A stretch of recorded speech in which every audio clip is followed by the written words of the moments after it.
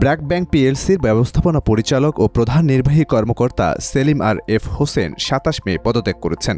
ব্যাংকটির পরিচালনা পর্ষদের কাছে তিনি পদত্যাগপত্র জমা দেন এবং পর্ষদ তা গ্রহণও করে। এখন বাকি আছে বাংলাদেশ ব্যাংকের অনুমোদন। ২০১৫ সালের নভেম্বরে এমডি ও সিইও হিসেবে ব্র্যাক ব্যাংকের নেতৃত্বে আসেন সেলিম আর এফ হোসেন। বিভিন্ন দফায় মেয়াদ বৃদ্ধির পর ২০২৬ সালের মার্চ মাসে তার চলে যাওয়ার কথা ছিল। ব্যাংকের কর্মীদের কাছে পাঠানো এক গ্রুপ ইমেইলেও সেলিম আর এফ হোসেন বলেছেন, ব্যাংকে আজই তার শেষ কর্মদিবস। জানা গেছে, ব্র্যাক ব্যাংকের পরিচালনা পর্ষদ ব্যাংকটির অতিরিক্ত ব্যবস্থাপনা পরিচালক ও কর্পোরেট অ্যান্ড ইনস্টিটিউশনাল ব্যাংকিংয়ের প্রধান তারেক রেফাত উল্লাহ খানকে ভারপ্রাপ্ত এমডির দায়িত্ব দিয়েছে।